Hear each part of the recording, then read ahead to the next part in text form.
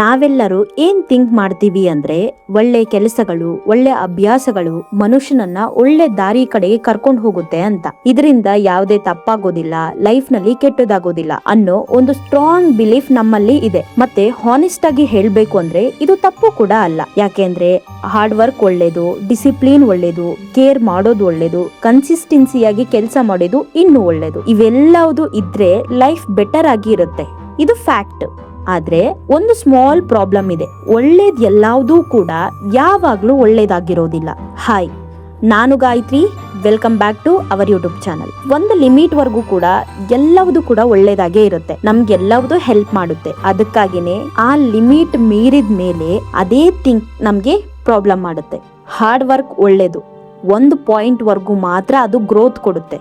ಅದಾದ್ಮೇಲೆ ಬರ್ನ್ಔಟ್ ಆಗುತ್ತೆ. ಕೇರ್ ಕೂಡ ಒಳ್ಳೇದು, ಅದಾದ್ಮೇಲೆ ಅದಕ್ಕಿಂತ ಜಾಸ್ತಿ ಓವರ್ ಕೇರ್ ಮಾಡಿದ್ರೆ ಅದು ಓವರ್ ಥಿಂಕಿಂಗು, ಸಮಥಿಂಗ್ ಟಾಕ್ಸಿಕ್ ಅಂತ ಅನ್ಸುತ್ತೆ.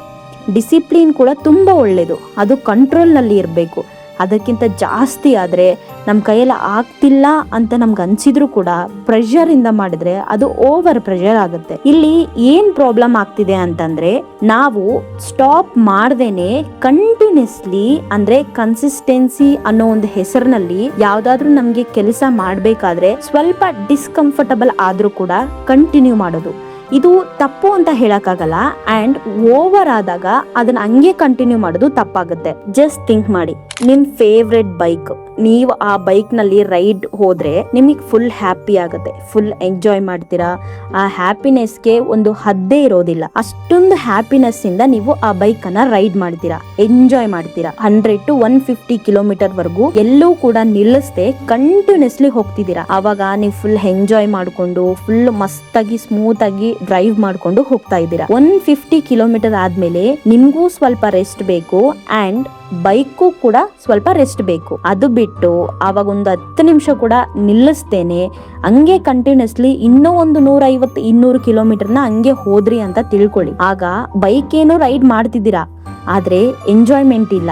ಫೀಲ್ ಏನಾಗ್ತಿದೆ ಅಂದ್ರೆ, ಯಾವಾಗ ನಿಲ್ಸ್ಬಿಟ್ಟು ಹೋಗಿ ಸ್ವಲ್ಪ ರೆಸ್ಟ್ ಮಾಡ್ತೀನಪ್ಪ ಅಂತ ನಿಮ್ ಬಾಡಿಗೆ ಅನ್ಸಿದ್ರೆ, ಬೈಕ್ ಬಾಡಿಗೆ ಏನ್ ಅನಿಸ್ತಿರುತ್ತೆ ಅಂದ್ರೆ, ಯಾವಾಗ ನಿಲ್ಲಿಸ್ತಾನಪ್ಪ ಇವನು, ನನ್ನ ಇಂಜಿನ್ ಫುಲ್ ಹೀಟ್ ಆಗ್ಬಿಟ್ಟಿದೆ, ನನ್ನ ಕೈಯಲ್ಲಿ ಆಗ್ತಿಲ್ಲ ಇನ್ನು ಮುಂದಕ್ಕೆ ಹೋಗಕ್ಕೆ, ಇನ್ನು ಕೆಲಸ ಮಾಡಕ್ ಆಗ್ತಿಲ್ಲ, ಸ್ವಲ್ಪ ಆದ್ರೂ ರೆಸ್ಟ್ ಬೇಕು ಅಲ್ವಾ ಅಂತ ಅದ್ರ ಬಾಡಿ ಕೂಡ ಅನ್ಸುತ್ತೆ. ಸೊ ಅವಾಗ ಅದೇ ಸೇಮ್ ವಸ್ತು ನಿಮ್ಗೆ ಫುಲ್ ಹ್ಯಾಪಿನೆಸ್ ಕೊಟ್ಟಿತ್ತು ಪಾಸ್ಟ್ ನಲ್ಲಿ, ಆದ್ರೆ ಪ್ರೆಸೆಂಟ್ ನಲ್ಲಿ ತುಂಬಾ ಅಂದ್ರೆ ತುಂಬಾ ನಿಮ್ಗೆ ಇರಿಟೇಟ್ ಆಗ್ತಿದೆ. ಫಸ್ಟ್ ಹೋಗಿ ಯಾವಾಗ ನಾನು ರೆಸ್ಟ್ ಮಾಡ್ತೀನಿ ಅಂತ ಅನಿಸ್ತಿದೆ. ಇಲ್ಲಿ ಪ್ರಾಬ್ಲಮ್ ಬೈಕ್ ದ, ರೈಡ್ ದ, ನಿಮ್ದ ತಪ್ಪು ಎಲ್ಲಿಂದ ಆಗುತ್ತೆ ಅಂದ್ರೆ, ನೀವು ವಿತೌಟ್ ಸ್ಟಾಪ್ ಮಾಡ್ದೇನೆ ಕಂಟಿನ್ಯೂಸ್ಲಿ ಈ ತರ ರೈಡ್ ಮಾಡೋದ್ರಿಂದ ಆ ಬೈಕು ಕೂಡ ಸ್ಟ್ರೈನ್ ಆಯ್ತು, ನಿಮ್ ಬಾಡಿಗೂ ಕೂಡ ಸ್ಟ್ರೈನ್ ಆಯ್ತು. ಇದು ಬರೀ ಈ ತರದ ವಿಚಾರಗಳಲ್ಲಿ ಮಾತ್ರ ಅಲ್ಲ, ರಿಯಲ್ ಲೈಫ್ ಅಲ್ಲೂ ಕೂಡ ಇದೇ ತರ ಆಗಿದೆ. ರೋನಿ ಕೋಲ್ಮ್ಯಾನ್ ಇವರು ಫಸ್ಟ್ ಟೈಮು ಮಿಸ್ಟರ್ ಒಲಿಂಪಿಯಾ ಗೆಲ್ತಾರೆ 1998ರಲ್ಲಿ. ಅದಾದ್ಮೇಲೆ ಸತತವಾಗಿ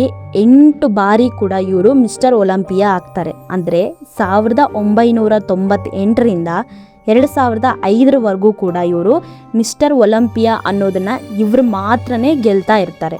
ಸೊ ಇದಾದ ಮೇಲೆ 2006, 2007ರಲ್ಲೂ ಕೂಡ ಇವರು ಪಾರ್ಟಿಸಿಪೇಟ್ ಮಾಡ್ತಾರೆ. 2006ರಲ್ಲಿ ಸೆಕೆಂಡ್ ಪ್ಲೇಸ್ ಬರ್ತಾರೆ, 2007ರಲ್ಲಿ 4th ಪ್ಲೇಸ್ ಬರ್ತಾರೆ. ಸೊ ನೀವು ಯೋಚನೆ ಮಾಡಿ, ಇವರು ವರ್ಲ್ಡ್ ನಲ್ಲೇ ನಂಬರ್ 1 ಆಗ್ಬೇಕು ಅಂದ್ರೆ ಎಷ್ಟು ಕಷ್ಟಪಟ್ಟಿರ್ಬೋದು, ಎಷ್ಟು ಡೆಡ್ ಲಿಫ್ಟ್ ಗಳನ್ನ ಮಾಡಿರ್ಬೋದು, ಎಷ್ಟು ಕೆಜಿ ಇವರು ಡೆಡ್ ಲಿಫ್ಟ್ ಗಳನ್ನ ಮಾಡಿರ್ಬೋದು ಅಂತ ಯೋಚನೆ ಮಾಡಿ. ಇವರು ನಾರ್ಮಲ್ ಆಗಿ ಇದ್ದಿದ್ದು ಅಂದ್ರೆ ಬಾಡಿ ಬಿಲ್ಡರ್ ಆಗಿ ಇದ್ದಾಗ 130 kg ಇರ್ತಾರೆ. ಇಷ್ಟು ತುಂಬಾ ಚೆನ್ನಾಗಿ ಬಾಡಿ ಮಾಡಬೇಕು ಅಂದ್ರೆ ಅವರು ಎಷ್ಟು ಡಿಸಿಪ್ಲಿನ್ ಆಗಿರ್ಬೇಕು, ಎಷ್ಟು ಕನ್ಸಿಸ್ಟೆನ್ಸಿ ಆಗಿ ಮಾಡಿರಬಹುದು, ಎಷ್ಟು ಕಷ್ಟಪಟ್ಟಿರ್ಬೋದು ಅಂತ ನಾವು ಥಿಂಕ್ ಮಾಡ್ಬೋದು. ಸೊ ಅಷ್ಟೊಂದು ವರ್ಷ, ಅದಕ್ಕಿಂತ ಮುಂಚೆಗೂ ಕೂಡ ಅವರು ಆಲ್ಮೋಸ್ಟ್ ಈ ಒಂದು ದೊಡ್ಡ ಸ್ಟೇಜ್ಗೆ ವರ್ಲ್ಡ್ ಲೆಕ್ಕದಲ್ಲಿ ಬರಬೇಕು ಅಂದ್ರೆ ಅವರು ಎಷ್ಟೊಂದು ಪಾರ್ಟಿಸಿಪೇಟ್ ಮಾಡಿರ್ತಾರೆ. ಮೀನ್ಸ್ ಅದಕ್ಕಿಂತ ಕೆಳಗಡೆ ಇರುವಂತವು ಸ್ಟೇಟ್, ಕಂಟ್ರಿ. ಸೊ ಈ ತರ ಎಷ್ಟೊಂದು ಟ್ರೈ ಮಾಡಿರ್ತಾರೆ. ಅಲ್ಲಿಂದ ಬರಬೇಕು ಅಂದ್ರೆ ಎಷ್ಟು ವರ್ಷಗಳಿಂದ ಅವರು ಸ್ಟ್ರೆಂತ್ ಟ್ರೈನಿಂಗ್ ಅನ್ನ ಮಾಡ್ಕೊಂಡು ಬಂದಿದ್ದಾರೆ. ಅಲ್ಲಿಂದ ಕೂಡ ಡಿಸಿಪ್ಲಿನ್ ಇಂದ ಕನ್ಸಿಸ್ಟೆನ್ಸಿಯಿಂದ ಮಾಡ್ಕೊಂಡು ಬಂದಿದ್ದಾರೆ. ನೆಕ್ಸ್ಟ್ 1998 ಬಂದಾಗ ಅವಾಗ ಏನ್ ಅವರು ನಂಬರ್ 1 ಬಂದ್ರು, ಆವಾಗಿಂದ ಕೂಡ ಅವರು ತುಂಬಾ ಜಾಸ್ತಿ ಡೆಡ್ ಲಿಫ್ಟಿಂಗ್ ಅನ್ನ ಮಾಡಕ್ಕೆ ಸ್ಟಾರ್ಟ್ ಮಾಡ್ತಾರೆ. ಸೊ ಇಷ್ಟೊಂದು ಡೆಡ್ ಲಿಫ್ಟಿಂಗ್ ಅನ್ನ ಮಾಡಿದಾಗ ಅವ್ರ ಬಾಡಿ ತುಂಬಾ ಸ್ಟ್ರೈನ್ ಆಗ್ಬಿಟ್ಟಿದೆ. ಯಾವ ಲೆವೆಲ್ ನಲ್ಲಿ ಸ್ಟ್ರೈನ್ ಆಗಿದೆ ಅಂದ್ರೆ ಅವರು ಬೆನ್ಮೂಳೆ ಮೀನ್ಸ್ ಸ್ಪೈನಲ್ ಕಾರ್ಡ್ ಏನಿರುತ್ತೆ ಅದು ಆಲ್ಮೋಸ್ಟ್ ಡ್ಯಾಮೇಜ್ ಆಗಿಬಿಟ್ಟಿದೆ. ಸೊ ಬಾಡಿನಲ್ಲಿ ತುಂಬ ಮೂಳೆಗಳು ಕೂಡ ತುಂಬ ಪ್ರಾಬ್ಲಮ್ ಆಗಿಬಿಟ್ಟಿದೆ. ಅವರು ಅಷ್ಟೊಂದು ಮಾಡಿರೋ ಕಾರಣಕ್ಕಾಗಿ ಅವ್ರ ಕಾಲು ಈಗ ವರ್ಕೇ ಆಗ್ತಾ ಇಲ್ಲ. ಸೊ ಅವರು ಈಗ ಪ್ರೆಸೆಂಟ್ ಬದುಕಿದ್ರೂ ಕೂಡ ಅವರು ವೀಲ್ ಚೇರ್ ಮೇಲೆ ಜೀವನವನ್ನು ಮಾಡ್ತಾ ಇದ್ದಾರೆ. ಸೊ ಇದರಿಂದ ನಾವು ಏನು ಅರ್ಥ ಮಾಡ್ಕೊಬೇಕು ಅಂತಂದರೆ, ಅವರು ಅಲ್ಲಿ ಡಿಸಿಪ್ಲಿನ ತೋರಿಸಿದ್ದಾರೆ, ಕನ್ಸಿಸ್ಟೆನ್ಸಿಯಿಂದ ಮಾಡಿದ್ದಾರೆ, ಅವ್ರು ಅನ್ಕೊಂಡಿರೋಂಥ ಗೋಲ್ನ ಅಚೀವ್ ಮಾಡಿದ್ದಾರೆ. ಆದರೆ ಅವರು 2002-2003 ಅವರಿಗೆ ತುಂಬ ಪೇಯ್ನ್ ಕಾಣಿಸ್ಕೊಳ್ಳೋಕ್ಕೆ ಸ್ಟಾರ್ಟ್ ಆಗ್ತಿತ್ತು. ಅಂದರೆ ಬೆನ್ನು ನೋವು ಬರೋದು, ತುಂಬ ಬಾಡಿ ಎಲ್ಲ ಸಖತ್ತಾಗಿ ಪೇಯ್ನ್ ಬರೋದು, ಎಲ್ಲಿ ಬೇಕಾದ್ರಲ್ಲಿ ಮಸಲ್ಸ್ ಎಲ್ಲ ತುಂಬ ಪೇಯ್ನ್ ಆಗೋದು ಆಗ್ತಾ ಇತ್ತು. ಬಟ್ ಅವರು ಬಾಡಿ ಬಿಲ್ಡರ್ ಆಗಿರೋ ಕಾರಣಕ್ಕಾಗಿ ನಾವು ಡೆಡ್ ಲಿಫ್ಟ್ ಮಾಡಿದಾಗ ಅದು ಕಾಮನ್ ಆಗಿ ನೋವು ಬರುತ್ತೆ. ನಾವು ನಾರ್ಮಲ್ ಆಗೇನೆ ದಿನಾಲೂ ಒಂದು 2-3 ಕಿಲೋಮೀಟರ್ ಮನೆಯಲ್ಲಿ ಅಲ್ಲಿ ಇಲ್ಲಿ ಓಡಾಡಿದ್ರು ಅಷ್ಟಾಗುತ್ತೆ. ಅದೇ ಏನಾದರೂ ಒಂದಿನ ಒಂದು 7-8 ಕಿಲೋಮೀಟರ್ ಇಲ್ಲ 10 ಕಿಲೋಮೀಟರ್ ಓಡಾಡಿದರೆ ಅವತ್ತು ಕಾಲು ಫುಲ್ಲು ನೋವು ಬಂದುಬಿಡುತ್ತೆ. ಸೊ ನಾವು ಅವಾಗ ಏನು ಥಿಂಕ್ ಮಾಡ್ತೀವಿ, ನಾನು ಫುಲ್ ಇವತ್ತು ಓಡಾಡಿದ್ದೀನಿ ಅದಕ್ಕಾಗಿ ಕಾಲು ನೋವು ಬಂದಿದೆ ಅಂತ ನಮಗೆ ಅದು ಮೈಂಡ್ಗೆ ಗೊತ್ತಾಗ್ಬಿಡುತ್ತೆ.